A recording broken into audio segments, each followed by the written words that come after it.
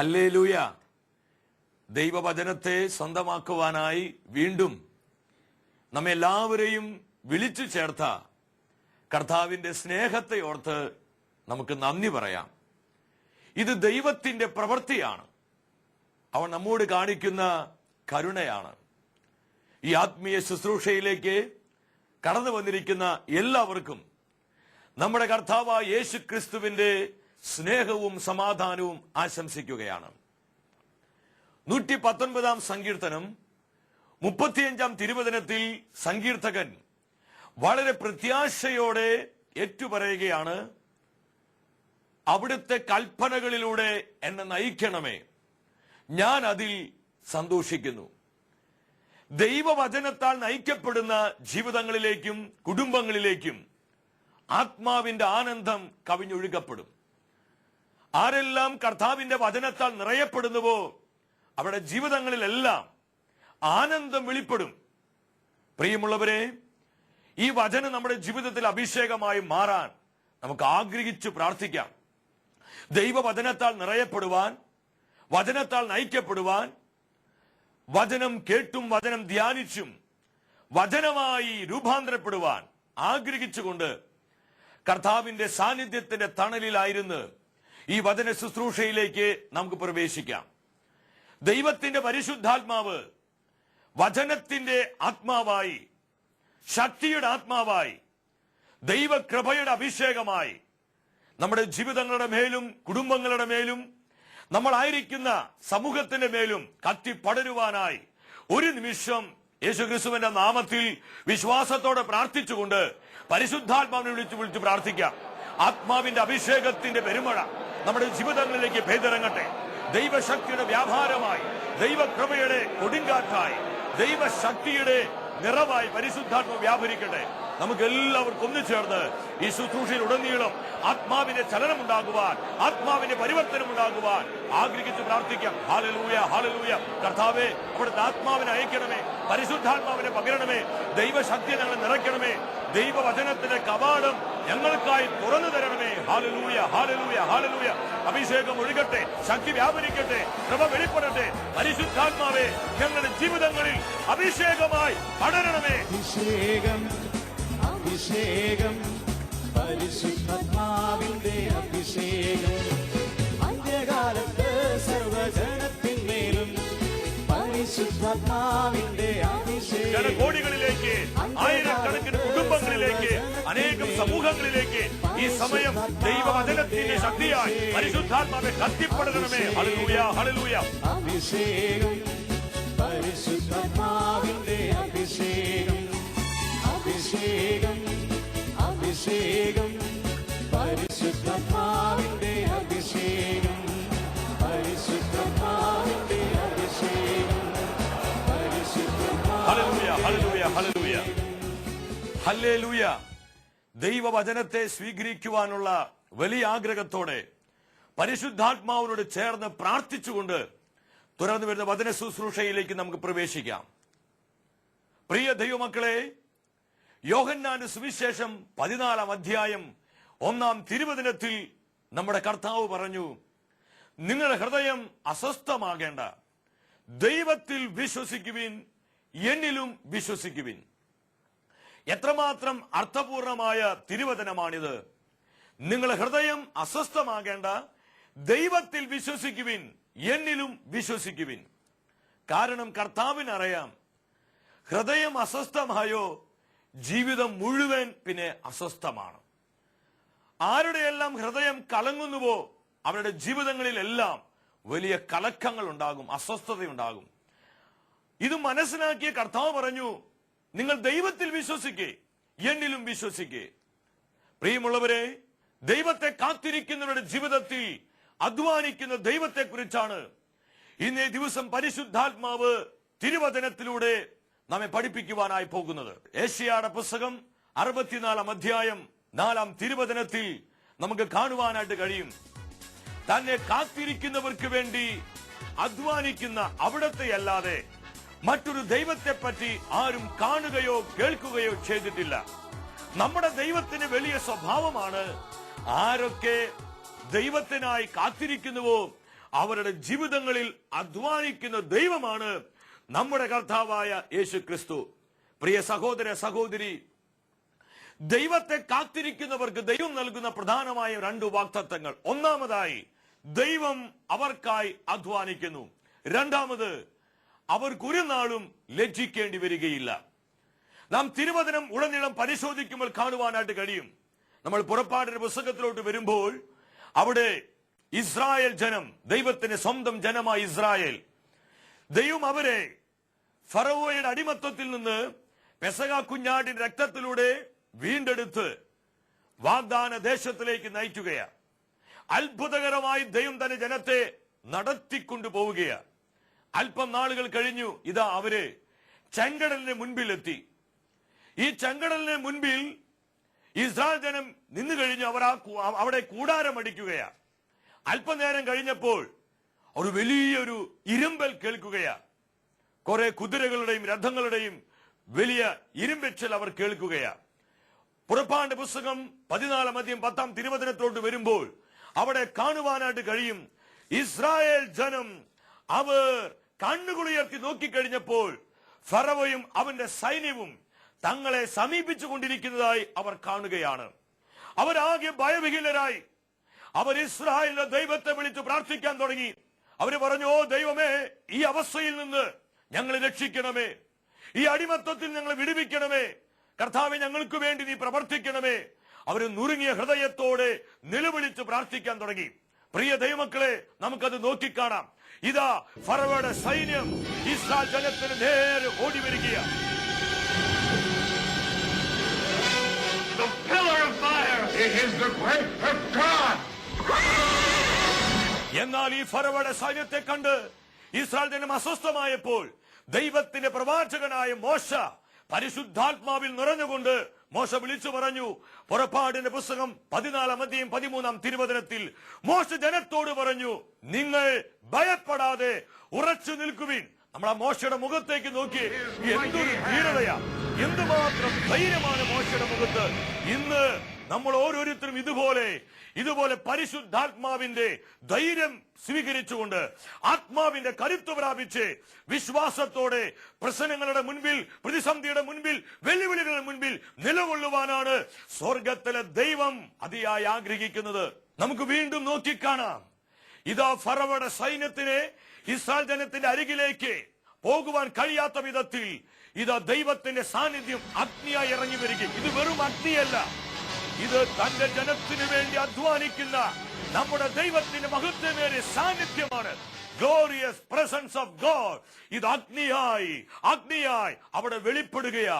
ഫറവോയുടെ സൈന്യത്തിന് മുന്നോട്ട് പോകാൻ കഴിയാത്ത വിധത്തിൽ ദൈവം തന്നെ ജനത്തിന് സംരക്ഷണമായി, ദൈവം തന്നെ ജനത്തിന് പരിചയമായി മാറുന്നു. ഹല്ലേലൂയ.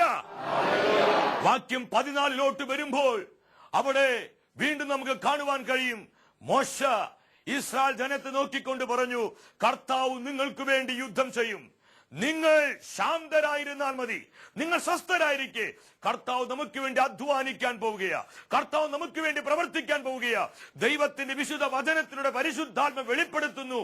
ആരെല്ലാം ദൈവത്തിനായി കാത്തിരിക്കുന്നുവോ അവരുടെ ജീവിതങ്ങളിൽ, അവരുടെ കുടുംബങ്ങളിൽ ദൈവം അധ്വാനിക്കുവാനായി തുടങ്ങും. അതുകൊണ്ട് പൗലോസ് അപ്പോസ്തലൻ റോമാക്കാർക്ക് ലേഖനം 8 അധ്യായം 31 തിരുവചനത്തിൽ പ്രകാരം പറഞ്ഞത്, ദൈവം നമ്മുടെ പക്ഷത്തുണ്ടെങ്കിൽ ആര് നമുക്ക് എതിര് നിൽക്കും? ഒരു ശക്തികൾക്കും ഒരു തിന്മയ്ക്കും എതിര് നിൽക്കാൻ പറ്റുകയില്ല. പ്രിയ ദൈവമക്കളെ, ഇതാ ഈ നീട്ടിപ്പിടിച്ചിരിക്കുന്ന കരങ്ങളിൽ, മോശയുടെ കരങ്ങളിലേക്ക് ദൈവശക്തി വ്യാപരിക്കാൻ തുടങ്ങി. ഇത് ദൈവശക്തിയുടെ വ്യാപാരമാണ്. യെശയ്യായുടെ പുസ്തകം 43 അധ്യായം 16 തിരുവചനത്തിൽ ദൈവം പറയുന്നുണ്ട്, സമുദ്രത്തിൽ വഴിവെട്ടുന്നവനും പെരുവെള്ളത്തിൽ പാതയൊരുക്കുന്നവനും ഈ വചനം ഇവിടെ നിവൃത്തിയാകാൻ പോവുകയാ. ദൈവം തന്നെ ജനത്തിന്റെ ജീവിതത്തിൽ അത്ഭുതങ്ങൾ ചെയ്യുന്നു. ഇതാ ചെങ്കടലിനെ വെട്ടിത്തുറന്ന് അത്ഭുതകരമായി ഈ പെരുവെള്ളത്തിലൂടെ കർത്താവ് തന്നെ ജനത്തെ നയിക്കുകയാണ്. പ്രിയ സഹോദര സഹോദരി, ഈ ശുശ്രൂഷയിൽ നമ്മൾ പങ്കെടുത്തുകൊണ്ടിരിക്കുമ്പോൾ ശ്രദ്ധിക്കുക, നമ്മുടെ ജീവിതങ്ങളിൽ, നമ്മുടെ കുടുംബങ്ങളിൽ, നമ്മുടെ സമൂഹങ്ങളിൽ ഇതുപോലെ അടഞ്ഞുപോയ പല വഴികളിലേക്കും കർത്താവിന്റെ പവർ ഇപ്പോൾ റിലീസ് ചെയ്യുക, ദൈവശക്തി വ്യാപരിക്കുകയാ. ഇത് അടഞ്ഞുപോയ വഴികൾ, അടഞ്ഞുപോയ വാതിലുകളെ കർത്താവിന്റെ തുറക്കുന്നു. ഈ അഭിഷേകം സ്വീകരിച്ച് നിങ്ങൾ സ്തുതിച്ച് പ്രാർത്ഥിക്കുക. Hallelujah, hallelujah. കർത്താവേ പ്രവർത്തിക്കണമേ, കർത്താവ് ഇടപെടണമേ, അത്ഭുതങ്ങൾ ചെയ്യണമേ. Hallelujah, hallelujah. നിങ്ങൾ നോക്കിക്കണ്ടേ, ഇതാ ദൈവശക്തി ചെങ്കടലിലേക്ക് ഇറങ്ങി വരുന്നു.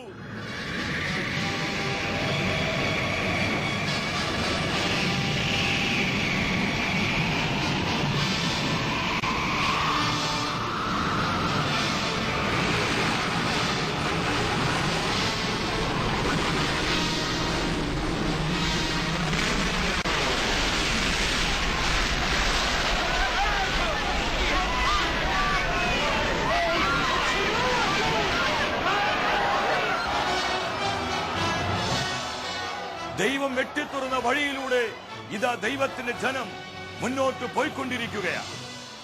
എന്തൊരു ആനന്ദത്തോടു കൂടി അവർ പോണേ. സകലവിധ പരിവാരങ്ങളുമായി അവർ ആർത്തു പാടി കർത്താവിനെ സ്തോത്രം ചെയ്ത് പോണ കാഴ്ച നമ്മൾ നോക്കിക്കണ്ടേ. എന്നാൽ ഇതാ തന്റെ ജനത്തിനു വേണ്ടി വെട്ടിത്തുറന്ന വഴിയിലൂടെ ഫറവയുടെ സൈന്യം പാഞ്ഞു വരികയാണ്. പ്രിയ ദൈവമക്കളെ, ഞാൻ ആത്മാവിൽ നിങ്ങളുടെ കാര്യം വിളിച്ചു പറയട്ടെ. ദൈവം എനിക്കും നിങ്ങൾക്കും വേണ്ടി ഒരു വഴി തുറന്നു കഴിഞ്ഞാൽ ആ വഴിയിലൂടെ നമ്മെ പിന്തുടരുവാൻ ഒരു ശത്രുവിനും സാധ്യമല്ല. അത് ദൈവം തന്നെ വിചാരിക്കണം. നമ്മൾ ആരും അതിനെ ഓർത്ത് ഭാരപ്പെടേണ്ട. കർത്താവ് നമുക്കായി ഒരു വാതിൽ തുറന്നു തന്നാൽ, ഒരു വഴി തുറന്നു തന്നാൽ, അത് പഠന മേഖലയിലാകാം, ആത്മീയ ശുശ്രൂഷ മേഖലകളിലാകാം, തൊഴിൽ മേഖലകളിലാകാം, നമ്മുടെ കുടുംബജീവിതത്തിലാകാം, ഏത് മേഖലകളിലാണെങ്കിലും ദൈവം ഒരു വഴി നമുക്കായി തുറന്നു തന്നാൽ ആ വഴി അടയ്ക്കുവാൻ, ആ വഴിയെ തകർക്കുവാൻ ഒരു തിന്മയ്ക്കും സാധ്യമല്ല. ദൈവം തന്നെ വിചാരിക്കണം.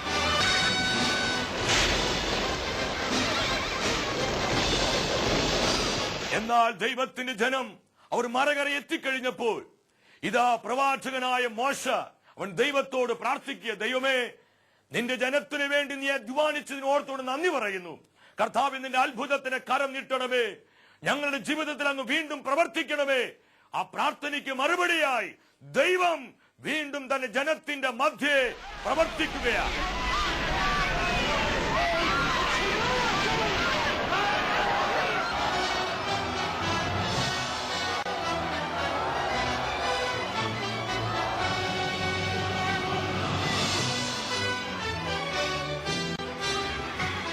പ്രിയ ദൈവമക്കളെ, കർത്താവിന്റെ വാക്കുകള് എത്രയോ വിശ്വാസയോഗ്യമാണ്.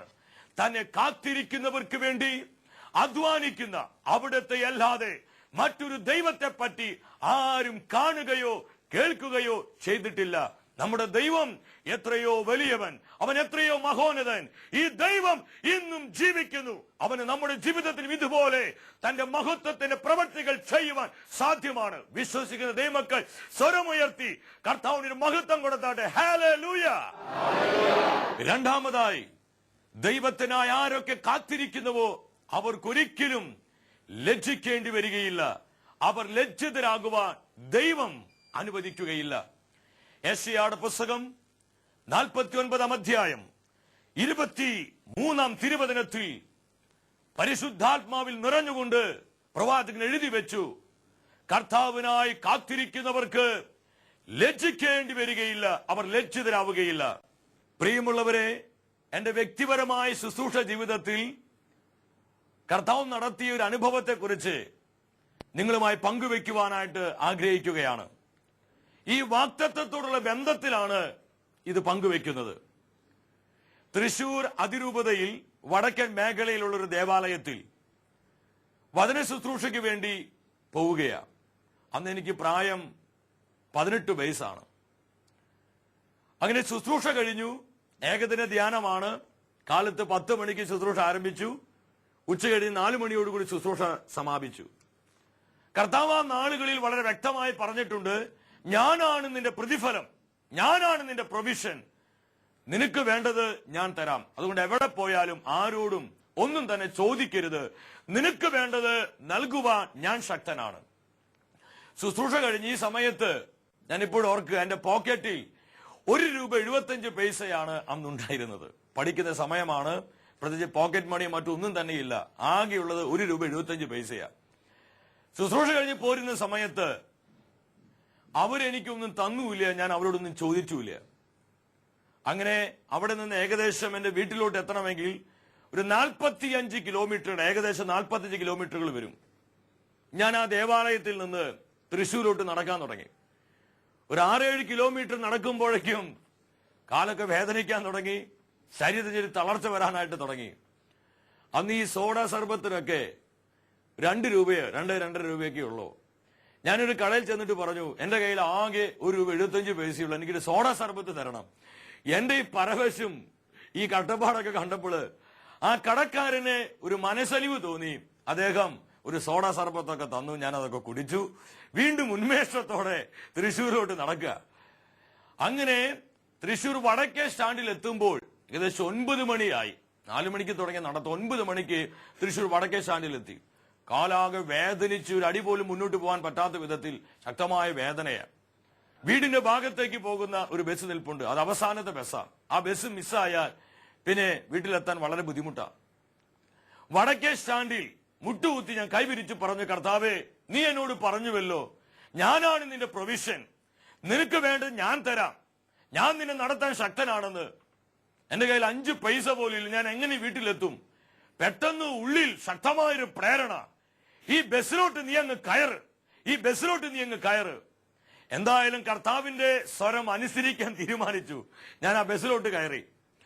തൃശ്ശൂർ വടക്കേ സ്റ്റാൻഡിൽ നിന്ന് അവിടെ അതിന്റെ തൊട്ടടുത്തൊരു സ്ഥലമുണ്ട്, പാട്ടുരാക്കൽ എന്ന് പറയും. ആ പാട്ടുരാക്കിൽ എത്തിയപ്പോഴേക്കും എനിക്ക് ഒരു കാര്യം മനസ്സിലായി. ആ ബസ് കണ്ടക്ടറുടെ തനി സ്വഭാവം മനസ്സിലായി. കാരണം അദ്ദേഹം മഹാ ചൂടന, ദേഷ്യപ്പെടുകയാ. 25 പൈസയ്ക്ക് വരെ കണക്ക് പറഞ്ഞുകൊണ്ടിരിക്കുക.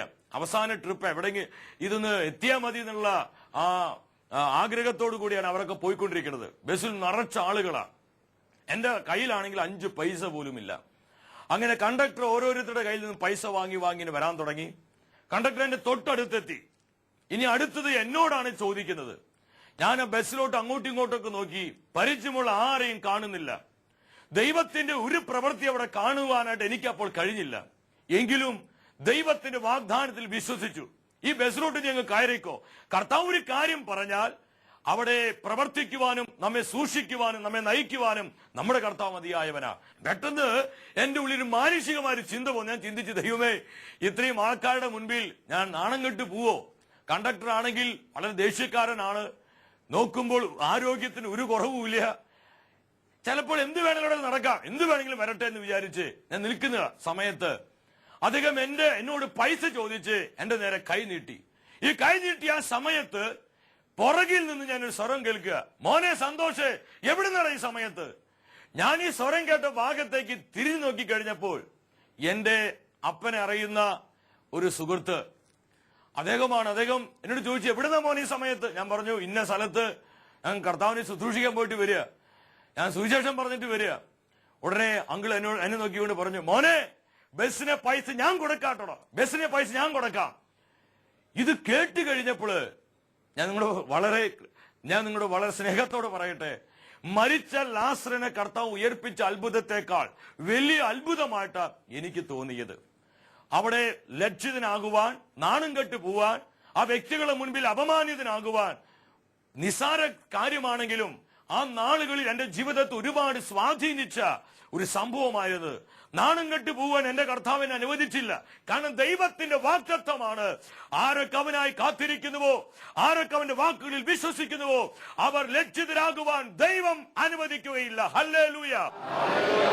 പ്രിയ ദൈവമക്കളെ, ഈ ശുശ്രൂഷയിൽ പങ്കെടുത്തുകൊണ്ടിരിക്കുന്ന നിങ്ങളോട് ഞാനൊന്ന് പറയട്ടെ, നമ്മുടെ ജീവിതത്തിൽ ദുഃഖങ്ങൾ ഉണ്ടാകാം, കഷ്ടങ്ങൾ ഉണ്ടാകാം, വേദനകളുണ്ട്, സഹനങ്ങളുണ്ട്, പ്രതികൂലങ്ങളുണ്ട്. എന്നാൽ ഇതിന്റെ എല്ലാം മധ്യേ നമ്മെ സൂക്ഷിക്കുവാൻ, നമ്മളെ വഴി നടത്തുവാൻ, നമ്മളെ പരിപാലിക്കുവാൻ കഴിവുള്ള ഒരു ദൈവമാണ് നമ്മുടെ ദൈവം എന്ന് തിരിച്ചറിഞ്ഞുകൊണ്ട് ഈ ലോകത്തിൽ കുറ്റമറ്റ ദൈവമക്കളായി നമുക്ക് ഓരോരുത്തർക്കും മാറാം. അതിനായി പ്രാർത്ഥിക്കാം. തുറന്നു വരുന്ന ആരാധന ശുശ്രൂഷയിലൂടെ വെളിപ്പെടുന്ന അഭിഷേകത്തെ സ്വീകരിക്കുക. ആരൊക്കെ കർത്താവിന്റെ തിരുമുഖത്തേക്ക് നോക്കുന്നുവോ അവരുടെ ജീവിതങ്ങളിലേക്ക് കർത്താവിന്റെ സാന്നിധ്യം പകരപ്പെടുകയും അവർ കർത്താവിന്റെ സാന്നിധ്യങ്ങളായി പ്രകാശിക്കുകയും ചെയ്യും. അപ്രകാരമുള്ള ജീവിതങ്ങൾ ലജ്ജിതരാകുവാൻ, അവർ നഷ്ടപ്പെട്ടു പോകുവാൻ, അവർ തകർന്നു പോകുവാൻ ദൈവം അനുവദിക്കുകയില്ല. പ്രിയ ദൈവമക്കളെ, ഈ വാഗ്ദാനത്തിൽ മുറുകെ പിടിച്ച് നമ്മുടെ ജീവിതങ്ങളെ പൂർണ്ണമായും കർത്താവിനെ ഏൽപ്പിച്ച് വിശുദ്ധിയോടെ നമുക്ക് ജീവിക്കാം. അതിനായി ദൈവം നമ്മളെല്ലാവരെയും സമൃദ്ധമായി അനുഗ്രഹിക്കട്ടെ. നിത്യരക്ഷയാ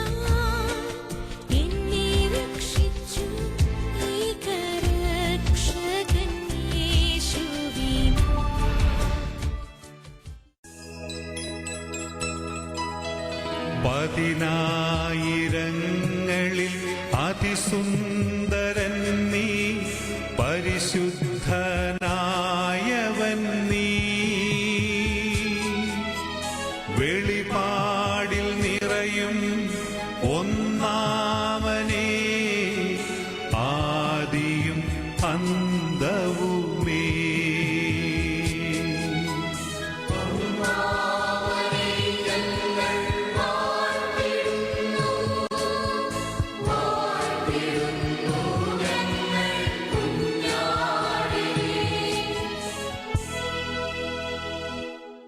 പരിശുദ്ധനായ ദൈവമേ, ഈ തിരുമണിക്കൂറുകളിൽ അവിടുത്തെ സാന്നിധ്യത്തിന് മുൻപിലായിരിക്കുവാൻ ഞങ്ങൾ അനുവദിച്ച കൃപയ്ക്കായി ഞങ്ങൾ നന്ദി പറയുകയാണ്. ഈ ആരാധന ശുശ്രൂഷകളിലൂടെ ദൈവം നമ്മുടെ ജീവിതങ്ങളിലേക്ക് പകരുന്ന അവന്റെ അത്ഭുതകരമായ സാന്നിധ്യത്തെ സ്വീകരിച്ചുകൊണ്ട് ആനന്ദത്തോടെ നമുക്ക് പ്രാർത്ഥിക്കാം. ഇന്നേ ദിവസം തിരുവചനത്തിലൂടെ പരിശുദ്ധാത്മ നമ്മളെ പഠിപ്പിച്ചു, തന്നെ കാത്തിരിക്കുന്നവർക്ക് വേണ്ടി അധ്വാനിക്കുന്നവനാണ് നമ്മുടെ കർത്താവെന്ന്. പ്രിയ ദൈവമക്കളെ, കർത്താവിന്റെ തിരുമുഖത്തേക്ക് നമുക്ക് നോക്കാം. നമ്മുടെ ഹൃദയത്തിന്റെ സകല ഭാരങ്ങളെയും നമുക്ക് പൂർണ്ണമായും കർത്താവിനെ ഏൽപ്പിക്കാം. ദൈവം വഴിയായിട്ടുള്ളവർക്ക് വഴിമുട്ടി നിൽക്കേണ്ടി വരികയില്ല. ജീവിതം വഴിമുട്ടി നിൽക്കുന്ന അവസ്ഥ, ജീവിതത്തോട് വലിയ മടുപ്പ്, എന്തിനു ജീവിക്കണം, ഇതെന്തൊരു ജീവിതമാണെന്ന് പറഞ്ഞ് ജീവിതത്തെ വഴി പറയുന്ന ആ എല്ലാ നിമിഷങ്ങളെയും സാഹചര്യങ്ങളെയും ഇപ്പോൾ വലിയവനായ സർവശക്തനായ കർത്താവിന്റെ കരങ്ങളിലേക്ക് നമുക്ക് ഏൽപ്പിച്ച് പ്രാർത്ഥിക്കാം. ഇരു കരങ്ങളും യാചനാപൂർവം ദിവ്യകാരുണ്യ നാഥന്റെ മുൻപിൽ തുറന്നു പിടിച്ച് പ്രാർത്ഥിക്കുക. ഇതാ നമ്മൾ നീട്ടിപ്പിടിച്ചിരിക്കുന്ന നമ്മുടെ കരങ്ങളെ, നമ്മുടെ ജീവിതങ്ങളെ പൂർണ്ണമായും കർത്താവിന് വെച്ചുകൊടുക്കുക. ഇതാ നമ്മുടെ ജീവിതങ്ങളിലേക്ക് കർത്താവിന്റെ ശക്തി വ്യാപരിക്കുകയാണ്. പ്രിയ ദൈവത്തിന്റെ പൈതലെ, നീ വിശ്വാസത്തോടെ പ്രാർത്ഥിക്കുക. ഇതാ കർത്താവ് നിന്റെ ജീവിതത്തിൽ അത്ഭുതങ്ങൾ ചെയ്യുന്ന അനുഗ്രഹത്തിന്റെ സമയമാണിത്. പ്രിയ സഹോദര സഹോദരി, നിന്റെ കുടുംബത്തിന് വേണ്ടി കർത്താവിന്റെ മുൻപിൽ നിലവിളിച്ച് പ്രാർത്ഥിക്കുക. നിന്റെ കുടുംബത്തിന് മേൽ കർത്താവ് ഇറങ്ങി വരുന്ന സമയമാണ്. പരിശുദ്ധാത്മാവ് ശക്തിയോടെ വെളിപ്പെടുന്ന സമയമാണ്. വിശ്വസിച്ച് പ്രാർത്ഥിക്കുക, ആഗ്രഹിച്ച് പ്രാർത്ഥിക്കുക. തന്നെ കാത്തിരിക്കുന്നവർക്ക് വേണ്ടി അധ്വാനിക്കുന്ന ദൈവം ഇതാ തന്റെ മഹത്വത്തിന്റെ പ്രവർത്തികൾ നമ്മുടെ ജീവിതങ്ങളിൽ ഈ ആരാധനയുടെ നിമിഷങ്ങളിൽ പ്രവർത്തിച്ചു കൊണ്ടിരിക്കുക. ഇരു കരങ്ങളും കർത്താവിന്റെ മുൻപിലേക്ക് ഉയർത്തിപ്പിടിച്ച് വിശ്വാസത്തോടെ പ്രാർത്ഥിക്കുക. വചനം പറയുന്നു, വിശ്വസിച്ചാൽ നീ ദൈവത്തിന്റെ മഹത്വം കാണും, വിശ്വസിച്ചാൽ നീ ദൈവത്തിന്റെ പ്രവൃത്തി കാണും. വിശ്വസിച്ച് പ്രാർത്ഥിക്കുന്ന ദൈവമക്കളെ, ഇതാ സ്വർഗം തുറക്കപ്പെടുന്നു. പരിശുദ്ധാത്മാവ് ശക്തിയോടെ ഇതാ നമ്മുടെ ജീവിതത്തിലേക്ക് ഇറങ്ങി വരുന്നു. ഹല്ലേലൂയ. അഭിഷേകം, അഭിഷേകം, പരിശുദ്ധാത്മാവിന്റെ അഭിഷേകം. അന്ത്യകാലത്ത് സർവജനത്തിന്മേലും പരിശുദ്ധാത്മാവിന്റെ അഭിഷേകം. അന്ത്യകാലത്ത് സർവജനത്തിന്മേലും പരിശുദ്ധാത്മാവിന്റെ അഭിഷേകം.